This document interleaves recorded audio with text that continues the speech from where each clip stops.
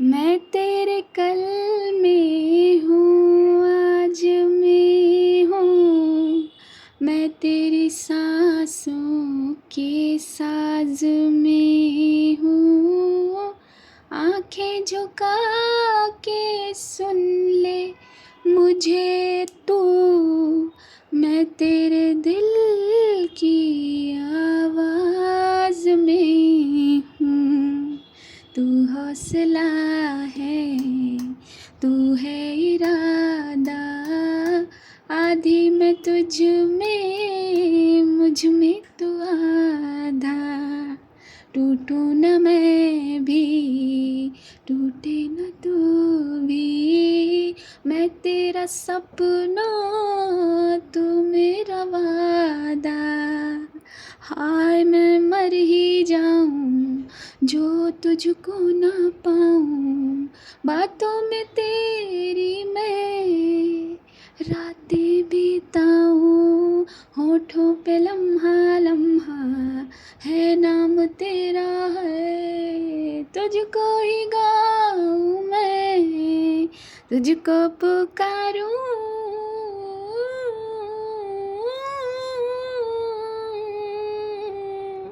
सैयारा तू तो बदला नहीं है।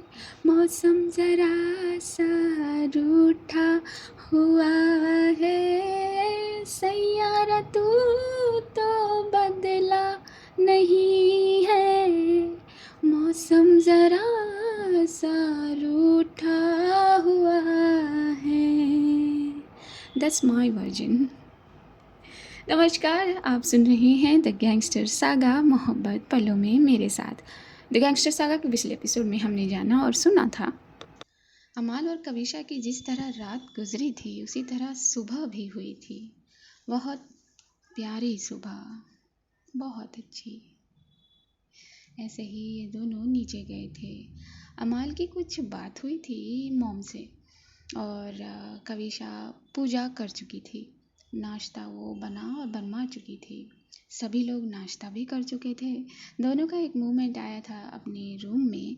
कविशा हॉस्पिटल के लिए निकल गई थी, जो अभी तैयार हो रहा है, और अमाल उदय के साथ गांव के बाहर के लिए निकली थी। तो यही पिछला एपिसोड था। आइए आगे चलते हैं। कविशा इस पूरी जगह का मुआयना कर चुकी थी। क्या है कैसे, इंजीनियर से उसने बात भी कर ली थी।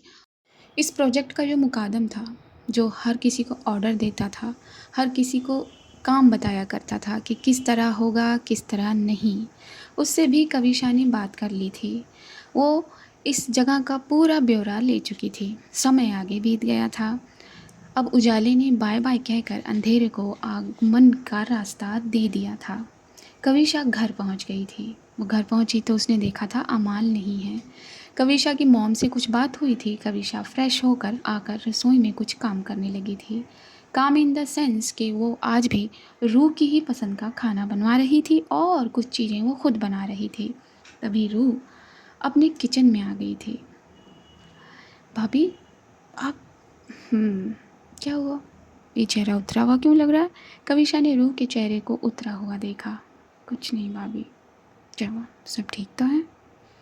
कविशा ने इशारे इशारे में ही पूछा था विनय के बारे में। जी भाभी, सब ठीक है। वो उसकी तबीयत ठीक नहीं। ओह, तबीयत वहाँ ठीक नहीं है, चेहरा यहाँ उतर आया है। भाभी, अरे तबीयत ठीक नहीं है तो तबीयत ठीक हो जाएगी। दवाई लेने के लिए कह दो। कह दिया है भाभी। अरे वाह, सिर्फ इतने में ही इतने लाल लाल गाल। हाँ, रूह ज़रा ब्लश कर गई थी और फिर उसने अपनी भाभी से एक कप बहुत बेहतरीन वाली चाय मांगी थी। कविशा ने फट से चाय का पानी चढ़ा दिया था। भाभी एक ही नहीं आई क्या अभी? पता नहीं रूह, अभी तक नहीं आई। मैं फ़ोन करूं? हाँ करो। रूह ने फट से फ़ोन मिला दिया था, लेकिन फ़ोन अनरीचेबल आ रहा था। अब क्या हुआ? भाभी वो फ़ोन ही बंद आ रहा है। अरे अरे भाभी कुछ नहीं, वो नेटवर्क नहीं होगा वहाँ। हाँ ये लो चाय। रूह को कब थमाया था यहाँ कविशा ने। तभी मॉम बनी को लेकर इस तरफ बढ़ी थी। बनी का हाथ मॉम के हाथ में था। कविशा की नज़र उस तरफ गई थी। अरे वाह, इतनी जल्दी इतनी गहरी दोस्ती। हाँ हाँ, और नहीं तो क्या, दादी बहुत अच्छी हैं। बनी ने अपने उन प्यारे प्यारे लबों को खोलकर कविशा की बात का जवाब दिया था। बहुत अच्छी है। थका दिया तेरी इस बनी ने मुझे। मॉम आप बैठिए, मैं चाय लेकर आती हूँ। हाँ जल्दी लेकर आ। मॉम वहीं हॉल के सोफे पर बैठ गई थी। क्या हुआ, अमाल नहीं आई क्या अभी तक? मॉम ने उसी थकी हुई आवाज़ से पूछा था। नहीं मॉम, पता नहीं कहाँ है कि। रू अपना कप लेकर मॉम के पास आकर बैठ गई थी। फ़ोन लगाया था तूने? हाँ मॉम, बट फ़ोन नहीं लग रहा। समझ में नहीं, उदय को लगा। रू ने फट से उदय को फ़ोन लगाया। उदय का भी फ़ोन नॉट रीचेबल आ रहा था। मॉम दोनों का फ़ोन नॉट रीचेबल आ रहा है। हाँ जगह की वजह से आ रहा होगा, कोई बात नहीं। तब तक कविशा मॉम के सामने उनकी चाय का कप रख चुकी थी। इसी तरह वक्त आगे गया था। काफ़ी खाना खाने का वक्त हो गया था, लेकिन अमाल का कोई अता पता ही नहीं था। कविशा ने ज़रा इस बात को थामा। मॉम आप थक गई हैं, खाना खा लीजिए और जाकर सो जाइए। रू बेटा चलो खाना खाओ। बनी चलो इधर आओ खाना खाएं। जी दीदी। वो अपना दौड़ते हुए कदमों के साथ टेबल पर पहुंच गई थी। करिशा ने उसके कंधों से उसे उठाकर कुर्सी पर बिठा दिया था और ये लोग खाना खाने की शुरुआत कर चुके थे। तभी काका के कदम इस तरफ बढ़ गए थे। अरे मैंने तुझे कुछ पेपर्स दिए थे, साइन किए तूने? काका ने यहाँ मॉम से पूछा था। नहीं भाई साहब, वो मैंने पढ़े ही नहीं तो साइन कैसे करूँ? अच्छा तो पढ़कर साइन करेगी, और नहीं तो क्या, कोई सा भी पेपर हो उस पर पढ़कर साइन करने चाहिए। पहला निवाला मॉम से ये लोग खा चुके थे। अब बनी को कविशा निवाला खिला रही थी। वो निवाला खिलाते खिलाते ही कविशा ने बात की और काका की जो घूरती निगाहें हैं वो आकर कविशा पर अटक गई। हाँ भाभी ठीक कह रही है, कोई भी पेपर बिना पढ़े साइन नहीं करना चाहिए मॉम। हाँ हाँ बेटा, मैं बिना पढ़े कुछ साइन नहीं करती, इसीलिए तो कह रही हूँ ना, अभी मैंने पढ़ा नहीं है भाई साहब, मैं अभी जाकर पढ़ूँगी और साइन कर दूँगी। ठीक है, जैसे तुम लोगों की मर्ज़ी। यकीन नहीं है तुम्हें अपने काका पर? रूह की तरफ देखकर काका ने कहा था। नहीं काका, ऐसी बात नहीं है। हाँ हाँ ठीक है, खाना खाओ। काका ने ये कहकर खाने पर कंसंट्रेट कर दिया था और इन लोगों का खाना इसी तरह ख़त्म भी हो गया था। कविशा की निगाहें हर पल पर उस बड़ी सी क्लॉक पर पड़ रही थी, जिसका वो घंटा है जो दाएं बाएं घूम रहा था। अब मॉम आप जाइए, आराम करिए। बनी सो गई थी और मैं बनी को सुला देती हूँ। रूह बेटा जाओ सो जाओ। और हाँ, दवाई खाने के लिए कह देना। कविशा ने जाते जाते रूह के कान में ये कहा था। मॉम अपने रूम की तरफ बढ़ रही थी कि काका ने फिर से पेपर्स के बारे में चेता दिया था। वो चेता कर वो अपने रूम की तरफ बढ़ गए थे। सभी लोगों ने अपने रूम का अर्कान ले लिया था और कविशा ने बनी को गोद में उठाया था और अपने रूम की तरफ बढ़ गई थी। अपने रूम में लगाई हुई उस छोटी सी चारपाई पर कविशा ने उसे सुला दिया था। फिर से घड़ी देखी थी अपने इस बेडरूम की। कितना वक्त हो गया है, कहाँ हुई के? कविशा का दिल घबराने लगा था। उसके कदम फट से बाहर की तरफ गए। अपना रूम का दरवाज़ा वो लॉक कर चुकी थी। सोफे पर जाकर बैठ गई थी वो हॉल के और बार बार घड़ी को तक रही थी। घड़ी को तकने के साथ साथ वो बार बार अमाल को कॉल भी लगा रही थी, जिस पर वही बात दोहराई जा रही थी, नॉट रीचेबल। एक बार आकर फ़ोन रिंग कर गया था और वो फ़ोन रिसीव भी हो गया था। हेलो कहाँ हुई के? हाँ लगभग 100 फ़ोन मिला चुकी हूँ मैं। Relax baby. वो फ़ोन डिस्चार्ज हो गया था। अच्छा तुम्हारा और उदय दोनों का साथ? नहीं उदय का, इसको मैंने कितनी बार कहा है नेटवर्क चेंज कर ले, सुनता ही नहीं है। जगह की वजह से। तुम ठीक हो ना? हाँ मेरी जान, मैं ठीक हूँ। अच्छा मॉम सो गई है? हाँ मैंने सबको सुला दिया है। कब तक आना है घर? बस आंखें बंद कर कर खोल लो, मैं पहुँच जाऊँगी। मजाक नहीं, तुमने मेरा दिल बिठा दिया है, इतनी देर लगा दी। कोई बात नहीं बीवी, इस दिल को खड़ा कर कर इसे डांस भी करवा देंगे। कितनी देर लगेगी? बस 20 मिनट। ठीक है, जल्दी आओ। क्या कुछ मिल सकता है? अमाल ने कहा। कुछ नहीं मिलेगा। ये कहकर कविशा ने फ़ोन कट कर दिया और उसने अपना सर उस पुराने ज़माने के सोफ़े के कंधे पर अटका सा दिया था। स्कॉर्पियो जल्दी जल्दी अमाल आगे बढ़ाने लगी थी। कुछ देर में ही वो हवेली के गेट पर पहुंच गई थी। उदय स्कॉर्पियो से निकला था और अमाल से वो कहकर अपने रूम की तरफ चला गया था। तुझे खाना नहीं खाना है क्या? बॉस, देर हो गई है, खामखा भी परेशान होंगी। मैं कुछ देख लेता हूँ। क्या देख लेगा? मैं खाना भिजवाती हूँ। ठीक है बॉस। उदय अब अपने रूम की तरफ बढ़ गया था। अमाल धीरे धीरे हॉल की तरफ बढ़ी थी। जैसे ही उसने कदम रखा और देखा कि उसकी बीवी सोफे पर उसका इंतज़ार करते करते सो गई है, अमाल का दिल जैसे झुक सा गया था कविशा के उस चेहरे पर और उसके कदम अपने आप खींचने चले थे। खींचते खींचते वो कविशा के सर के पास पहुंच गई थी। सोफे के उसी कोने पर वो नी के सहारे बैठी थी। कविशा के बालों को अपनी उल्टी हथेली से सहलाकर कविशा के माथे को उसने चूम लिया था। मेरी बीवी मेरा इंतज़ार करते करते सो गई। सॉरी बच्चा। तभी जैसे कविशा को एहसास हो गया था, उसने अपने सर को उठाकर आंखें खोली। 25 मिनट बाद आई हो तुम। सॉरी बच्चा। अमाल ने अपना कान पकड़ लिया था। कविशा ने उसके हाथ पर अपना हाथ रखकर उसके कान को छुड़ा दिया। दोनों की निगाहें एक दूसरे में अटक गई थी, बंध गई थी। वो जंजीर के दाने होते हैं ना, बस एक दूसरे में फंस गए थे। उसी तरह। यहाँ क्यों सोया है मेरी जान? कमरे में सोना था ना? मैं तुम्हारा ही वेट कर रही थी कि तुम आओ और खाना खाए। क्या तुम खाना खा कर आई हो? कविशा ने पूछा। मैं अपनी बीवी के साथ खाना खाती हूँ। अपनी बीवी के बगैर मैं खाना खा सकती हूँ क्या? जब अमाल अपनी बात कह रही थी तो उसके सीधे हाथ का थंब कविशा के गालों को सहला रहा था। तो जाओ नहा लो। नहीं, रात बहुत हो गई है, हाथ मुँह धो लो, मैं खाना गर्म करती हूँ। ज़रूरत है गर्म करने की? तो क्या ठंडा खाना खाओगी? बस मेरी बीवी उस खाने को हाथ लगा दे, वो अपने आप गर्म हो जाएगा। बस बहुत फिल्मी बातें हुई। जाओ, तुम और प्रिया एक जैसे हो। अच्छा बाबा, ठीक है।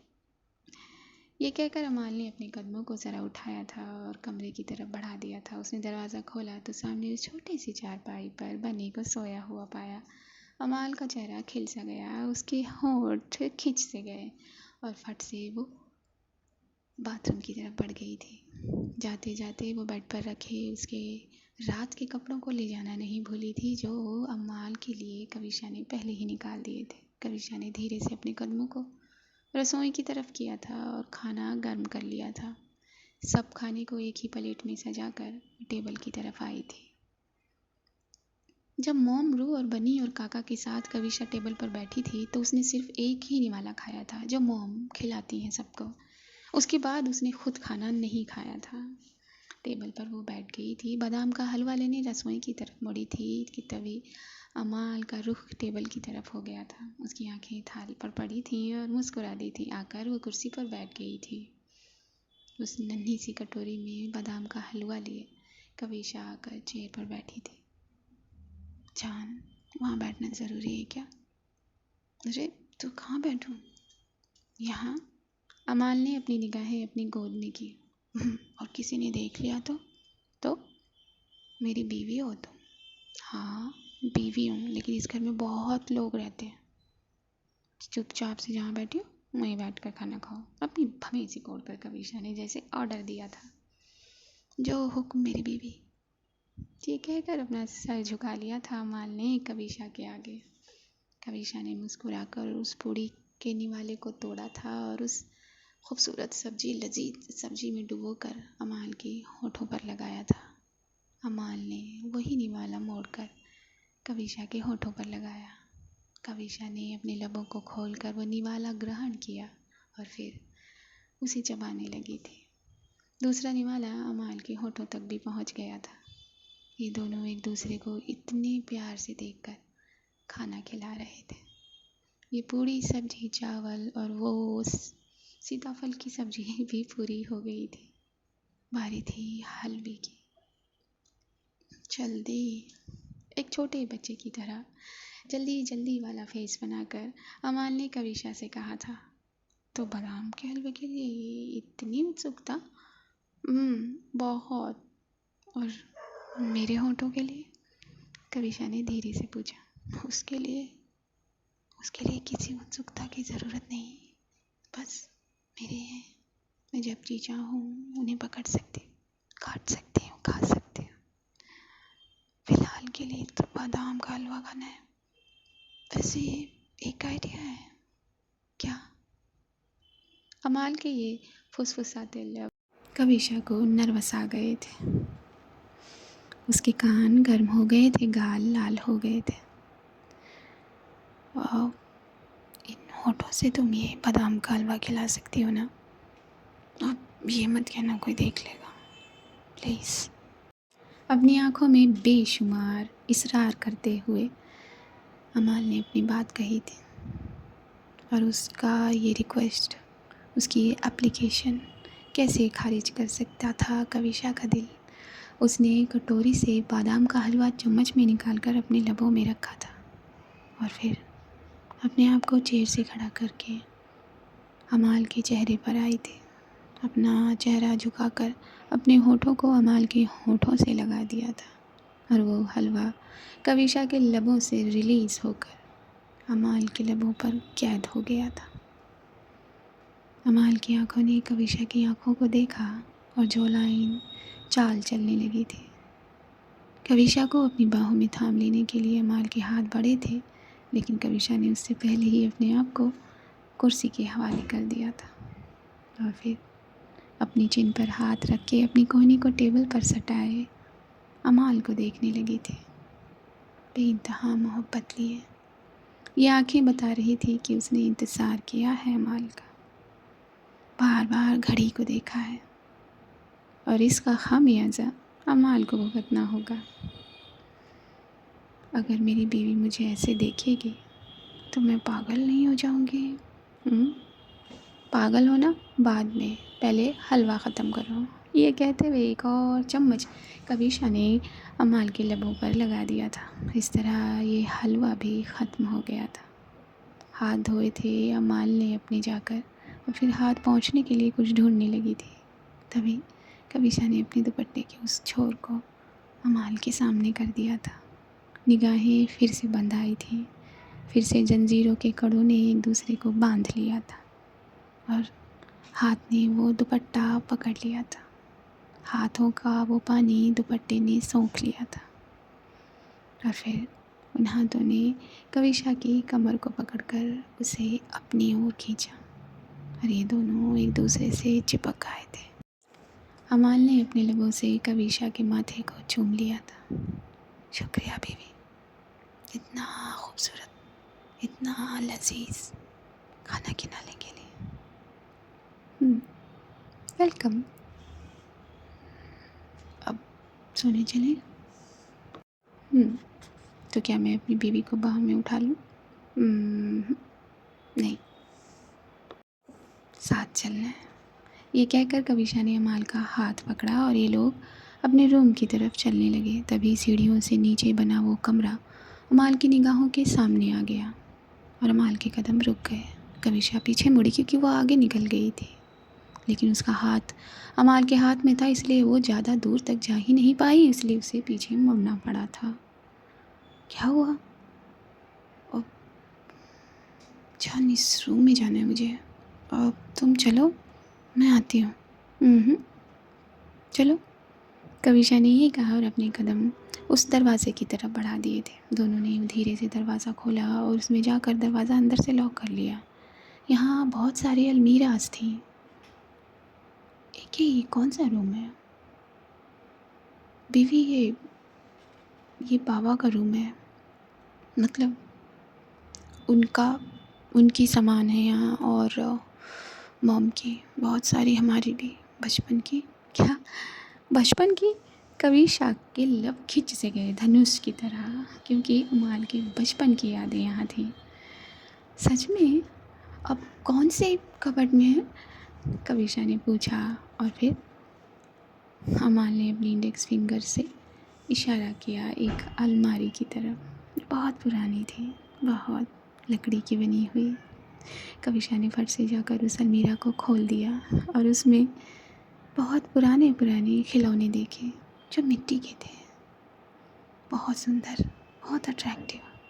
फट से उन मिट्टी के खिलौनों को कविशा ने अपने हाथ में ले लिया। ये तो मेरे पास भी था, पापा ने दिया था, लेकिन मेरा टूट गया था। बहुत, ये वाला भी था। और ये तो मेले में, तुमने मेले से खरीदा? एक एक चीज़ को देखकर चमक रही थी कविशा।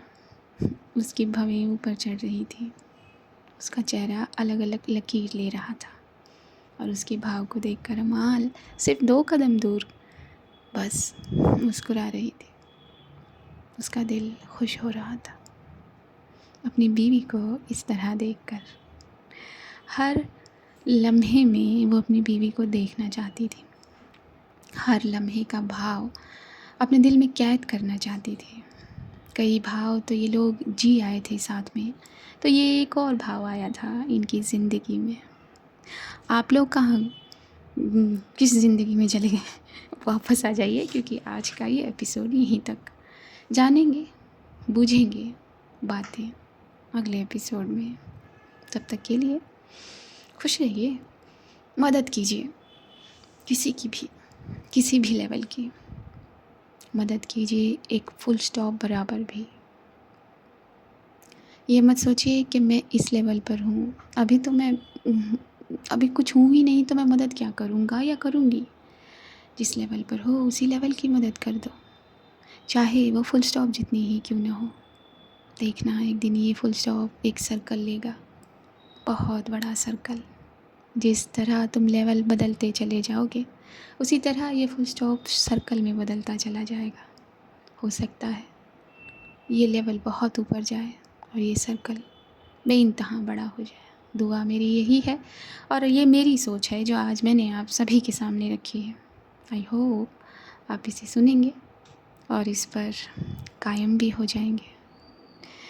मुस्कुराइए इसी तरह, हाँ, और इसी तरह मेरी आवाज़ में खो जाइए। आप ज़रा इस हैंगओवर से बाहर आते हैं। तब तक के लिए see you at the other side. नमस्कार।